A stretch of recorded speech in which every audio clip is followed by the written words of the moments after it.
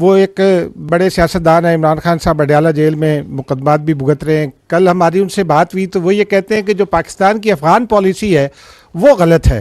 افغانستان کے ساتھ مذاکرات کرنے چاہیے، ٹی ٹی پی کے ساتھ مذاکرات کرنے چاہیے. وہ یہ کہتے ہیں کہ مذاکرات، ہمارا تو وزیر خارجہ وہاں بلاول کا انہوں نے نام لیا کہ وہ نہیں گئے افغانستان جب وہ وزیر خارجہ تھے.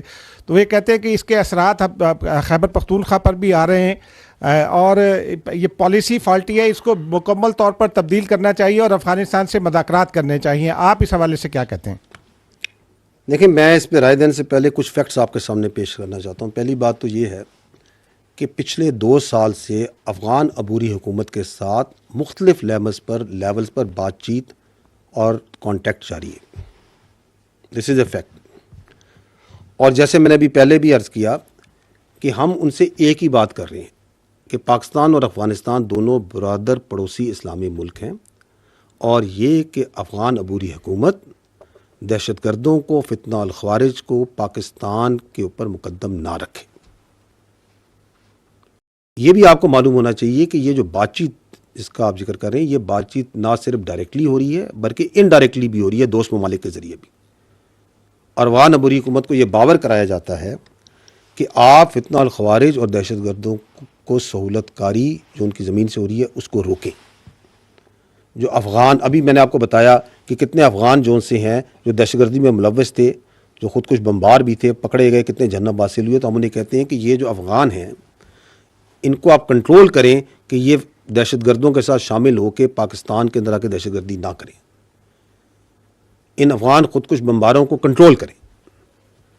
لیکن اگر اس مسلسل رابطے اور اس کانٹیکٹ کے باوجود اگر افغانستان کی سرزمین میں فتنہ الخوارج کے جو لیڈران ہیں، ان کے جو تربیتی مراکز ہیں، ان کے جو رابطے ہیں، وہ آزادی سے آپریٹ ہوتے رہے اور روزانہ کی بنیاد پر ہمارے جو معصوم شہری ہیں اور قانون نافذ کرنے والے جو رکھوالے ہیں ان کا ناحق خون بہایا جائے، تو کیا ہم بیٹھ کر یہ تماشا دیکھتے رہیں؟ میں آپ سے یہ جو آپ نے ذکر کیا اپنا، تو یہ جو دوغلی سیاست کا یہ جو پرچار کرتے ہیں، میں ان سے ایک سادہ سوال کرتا ہوں کہ آج سے ٹھیک 6 دن پہلے 21 دسمبر 2024 کو جنوبی وزیرستان میں 16 FCC کے جوان فتنہ الخوارج سے جوامردی سے لڑتے ہوئے شہید ہوئے. کیا ان کے خون کی کوئی قیمت نہیں ہے؟ کیا وہ اس پاکستان کے اور وہ سب کے سب کیا اس خیبر پختونخوا کے شیر دل جوان نہیں تھے؟ میں یہ سوال کرتا ہوں کہ 2021 میں جب فتنہ الخوارج کی کمر ٹوٹ گئی تھی and it was on the run، تو اس وقت کس کے فیصلے پر بات چیت کے ذریعے ان کو ری سیٹل کیا گیا اور آباد کیا گیا؟ کس نے ان کو طاقت اور دوام بخشا؟ اور یہ جو فیصلے جن کا ہم سب اس وقت خمیازہ بھگت رہے ہیں، آپ سب کو معلوم ہونا چاہیے کہ آپ کے قانون نافذ کرنے والے رکھوالے اور آپ کے جوان روزانہ ان فیصلوں کی لکھائی اپنے خون سے دھو رہے ہیں. اور میں آپ سے یہ سوال بھی کرتا ہوں کہ اگر کوئی فریق اپنی گمراہ سوچ اور اپنی مرضی مسلط کرنے پہ تلا ہو تو اس سے کیا بات کریں؟ اگر اس طرح کے ہر مسئلے کا حل بات چیت میں ہوتا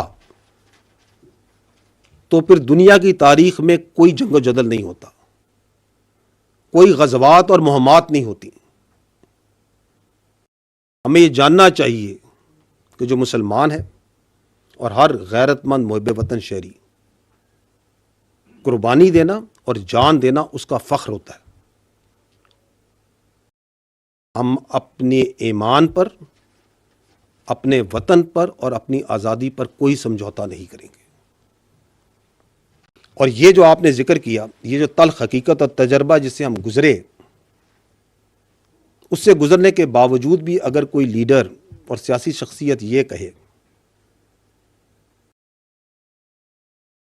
تو ایسی شخصیت جو کہ اس صلاحیت سے آری ہو کہ وہ اپنی غلطی سے کوئی سمجھے اور جو یہ سمجھتا ہو کہ اسے ہر چیز کا مکمل علم ہے، تو ایسے رویوں کی قیمت پوری قوم اپنے خون سے چکاتی ہے، اور ہم کر رہے ہیں۔ یہ جو سو کالڈ پالیسی تھی بات چیت کی اور ری سیٹلمنٹ کی، اس کا خمیازہ آپ اور ہم سب بھگت رہے ہیں۔